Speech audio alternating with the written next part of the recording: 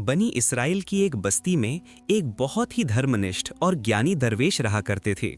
बचपन से उनका सिर्फ एक ही दोस्त था। वो दोस्त बचपन से ही गूंगा था और एक पैर से लंगड़ाकर चलता था। अपने दोस्त से मुलाकात न होने के कारण काफी दिन बीत गए थे। एक दिन दरवेश का मन हुआ कि वो अपने दोस्त से मिलने जाएंगे। अगले दिन वो पैदल ही अपने दोस्त के गांव की ओर निकल पड़े। गांव काफी दूर था और रास्ते में कई छोटे छोटे गांव भी पड़ते थे। दरवेश अपने ही ख्यालों में चलते जा रहे थे कि अचानक रास्ते में उनकी मुलाकात एक अपरिचित व्यक्ति से हुई। वो व्यक्ति दरवेश के साथ साथ चलने लगा।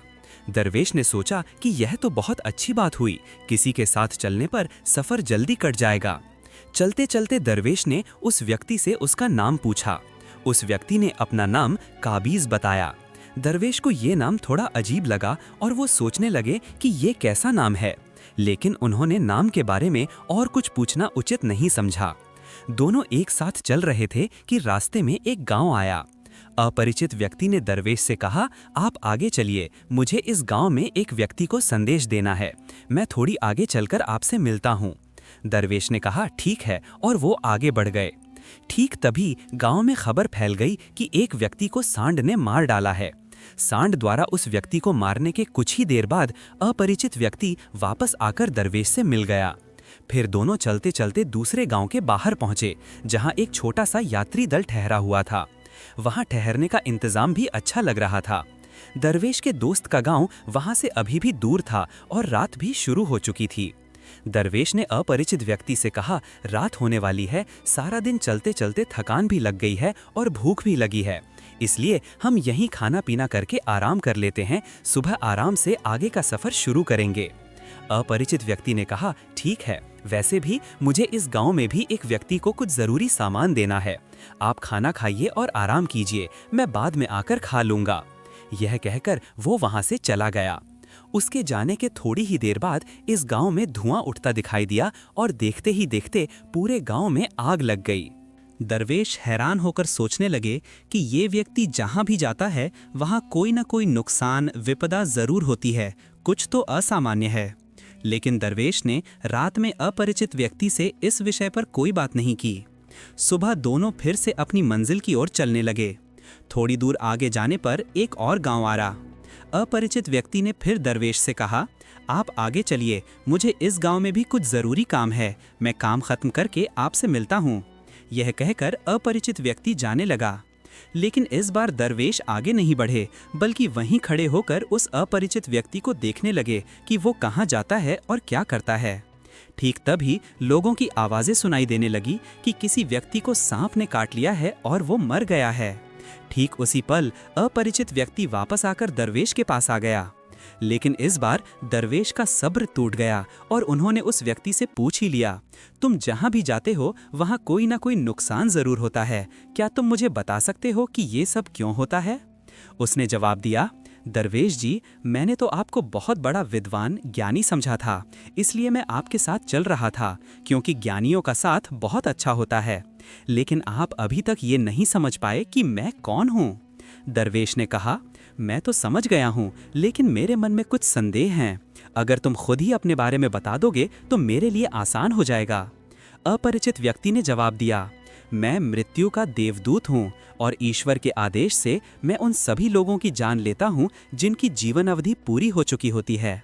दरवेश को इस बारे में पहले से ही संदेह था, फिर भी मृत्यु के देवदूत के मुख से ये बात सुनकर वो भयभीत विचलित हो गए। फिर भी हिम्मत करके उन्होंने पूछा, अगर ये सच है कि तुम वाकई मृत्यु के देवदूत हो तो बताओ कि अगली मृत्यु किसकी है? मृत्यु के देवदूत ने कहा, अगली मृत्यु तुम्हारे उस दोस्त की है जिससे तुम मिलने जा रहे हो, और उसकी मौत का कारण तुम खुद बनोगे।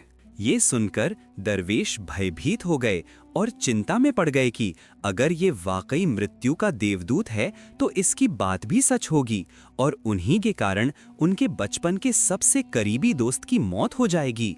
इसलिए यही अच्छा होगा कि वो अपने दोस्त से मिलने न जाएं, कम से कम वो उसकी मौत का कारण तो नहीं बनेंगे। मृत्यु के देवदूत ने कहा, तुम जो सोच रहे हो मैं सब जानता हूँ, लेकिन अपने दोस्त से न मिलने पर किस्मत नहीं बदलेगी। तुम्हारे दोस्त की मौत निश्चित है और वो अगले कुछ ही पलों में होगी। मृत्यु के देवदूत की ऐसी बात सुनकर दरवेश को एक झटका लगा कि मृत्यु के देवदूत ने उनके मन की बात भी जान ली है, जो किसी साधारण मनुष्य के लिए संभव नहीं है। अब दरवेश को यकीन हो गया कि ये वाकई मृत्यु का देवदूत है। इसलिए वो अपने दोस्त की मौत का कारण न बने, इसके लिए वो तुरंत अपने गांव की ओर वापस लौटना शुरू कर दिया। लेकिन जैसे ही वो मुड़े, वैसे ही उन्होंने अपने दोस्त को तेजी से अपनी ओर आते हुए देखा। वो अपने दोस्त को देखकर बहुत खुश लग रहे थे। अपने दोस्त के आने की गति देखकर दरवेश को लगा जैसे वो काफी देर से उनके पीछे पीछे आ रहे थे, लेकिन वो बचपन से ही गूंगे और लंगड़े थे, इसलिए न तो वो दरवेश के पास पहुंच पा रहे थे और न ही आवाज देकर उन्हें रोक पा रहे थे। लेकिन जैसे ही वो दरवेश के करीब पहुंचे, अचानक उनकी मौत हो गई। दरवेश हैरान होकर मृत्यु के देवदूत की ओर देखने लगे, जैसे वो जानना चाहते थे कि आखिर ये क्या हुआ। मृत्यु के देवदूत दरवेश के मन की बात समझकर बोले, तुम्हारा दोस्त पिछले गांव से ही तुम्हारे पीछे पीछे आ रहा था, लेकिन वो लंगड़ा और गूंगा होने के कारण तुम तक पहुंच नहीं सका। उसने अपनी पूरी ताकत लगाकर तुम तक पहुंचने की कोशिश की, लेकिन बुढ़ापे में जवानी जैसी ताकत नहीं होती, इसलिए हृदय गति रुकने से तुम्हारे दोस्त की मौत हो गई, क्योंकि वो तुमसे मिलने के लिए अपनी सीमा पार करके तुम्हारे पीछे भाग रहा था, इसलिए तुम ही उसकी मौत का कारण बने। दरवेश निश्चित हो चुके थे कि ये वाकई मृत्यु का देवदूत है और उसका काम प्राणियों की जान लेना है। दरवेश एक ज्ञानी इंसान थे, इसलिए वो ये भी जानते थे कि मौत पर किसी का जोर नहीं चलता, हर प्राणी को एक न एक दिन मरना ही है। यही सोचकर उन्होंने खुद को संभाल लिया। लेकिन अचानक दरवेश के मन में अपनी मौत के बारे में जानने की इच्छा हुई। उन्होंने मृत्यु के देवदूत से कहा, जब मेरे दोस्त की मौत होनी ही थी तो तुम शुरू से ही मेरे साथ क्यों चल रहे थे? मृत्यु के देवदूत ने जवाब दिया, मैं तो सबके साथ चलता हूँ और हर पल चलता हूँ, लेकिन इंसान पहचान नहीं पाता, क्योंकि इंसान के पास अपनी समस्याओं के अलावा किसी अन्य व्यक्ति, वस्तु या घटना के बारे में सोचने या उसे देखने और समझने का समय नहीं होता। दरवेश ने कहा, क्या तुम बता सकते हो कि मेरी मौत कब और कैसे होगी? मृत्यु के देवदूत ने कहा, हालांकि किसी साधारण प्राणी के लिए ये जानना उचित नहीं है, क्योंकि जो कोई भी अपनी मौत के बारे में जानकर दुखी ही होता है, लेकिन तुम ज्ञानी इंसान लगते हो और तुमने अपने दोस्त की मौत को जितनी आसानी से स्वीकार कर लिया है, उसे देखकर लगता है कि तुम अपनी मौत के बारे में जानकर भी दुखी नहीं होगे। तो सुनो, तुम्हारी मौत आज से ठीक 6 महीने बाद आज के दिन ही किसी दूसरे देश में फांसी लगाए जाने से होगी, और सबसे हैरान करने वाली बात ये होगी कि तुम खुशी खुशी फांसी को स्वीकार कर लोगे। ये कहकर मृत्यु का देवदूत वहां से चला गया, क्योंकि अब उसके पास दरवेश के साथ चलने का कोई कारण नहीं था। दरवेश ने अपने दोस्त का अंतिम संस्कार पूरा करके अपने गांव वापस चले गए। लेकिन दोस्तों, कोई व्यक्ति कितना भी बड़ा ज्ञानी क्यों ना हो, अपनी मौत की बात जानकर चिंतित तो जरूर होता है और मौत से बचने के लिए कुछ न कुछ जरूर करता है। दरवेश ने भी यही किया, क्योंकि वो एक ज्ञानी व्यक्ति थे। उनका परिचय अपने देश के शासक तक था।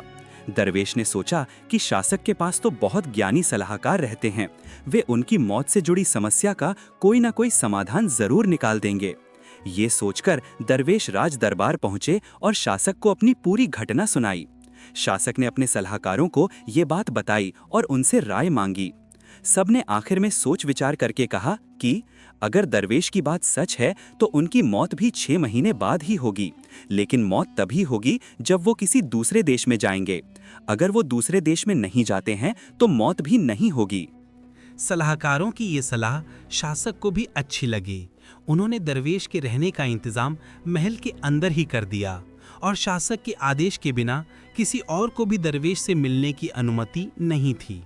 हालांकि दरवेश अपनी मर्जी से किसी भी जगह आ जा सकते थे, ताकि ये न लगे कि वो शासक की कैद में हैं, लेकिन दरवेश डर के मारे खुद ही कहीं आ जा नहीं पाते थे।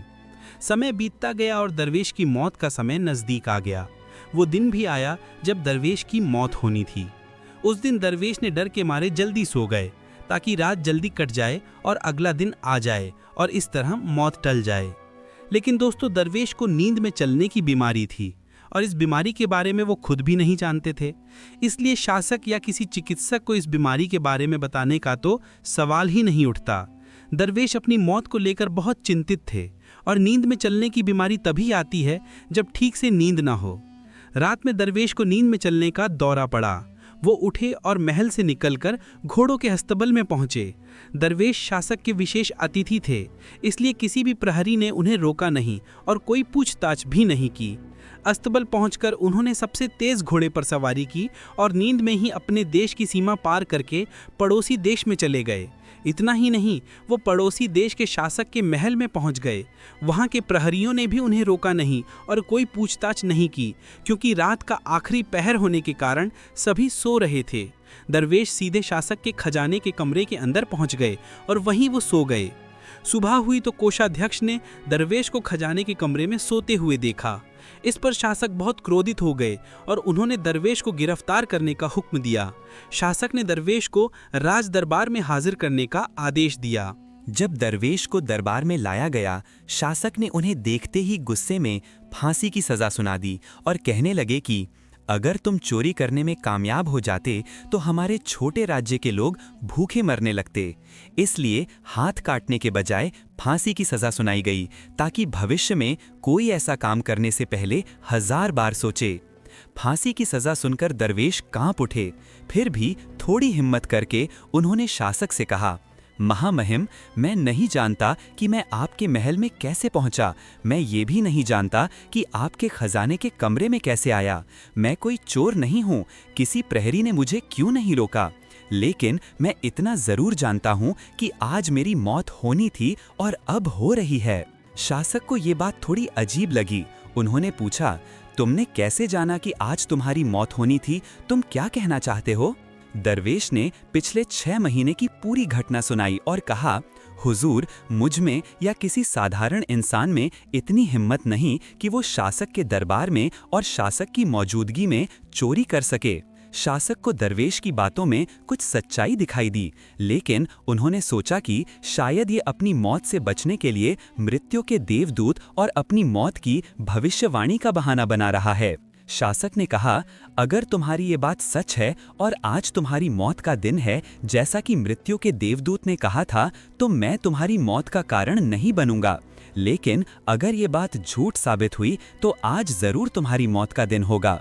उन्होंने तुरंत सैनिकों के हाथों एक चिट्ठी पड़ोसी देश के शासक के पास भेजी और दरवेश की बातों की सच्चाई का प्रमाण मांगा।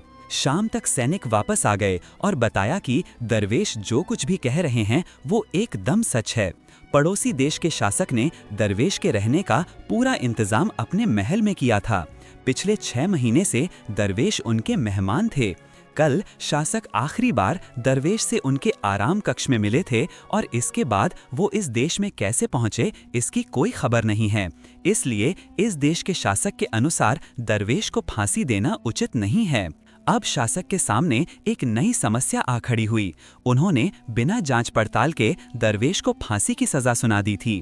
अगर दरवेश को फांसी नहीं दी जाती है तो शासक की बात की अवहेलना होगी और अगर सजा लागू की जाती है तो दरवेश की निर्दोष मौत होगी। शासक ने अपने सलाहकारों से इस बारे में राय मांगी। सलाहकारों ने कहा, हुजूर, दरवेश को कच्चे धागे से फांसी दीजिए।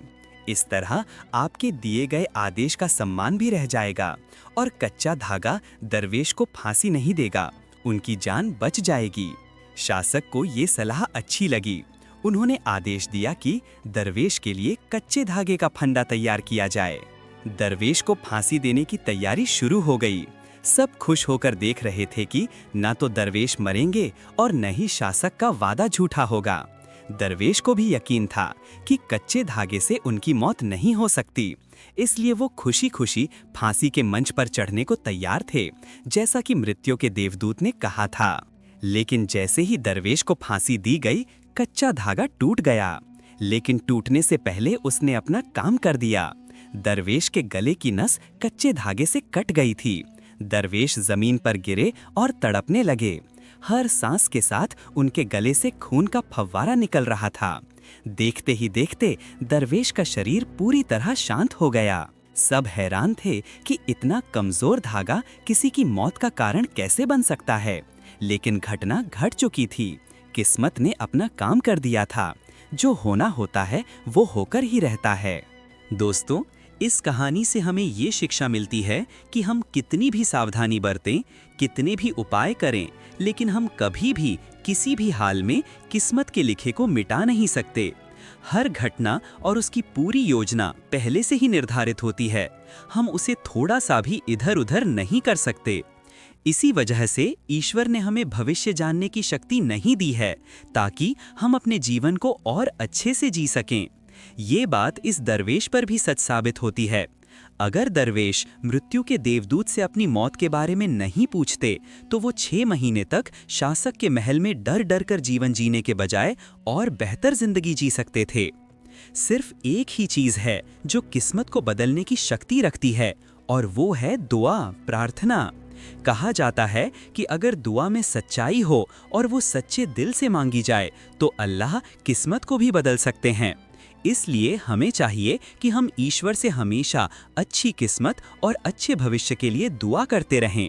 ये कहानी बहुत पुरानी है और इसे हमने अपनी भाषा में अनुवाद किया है।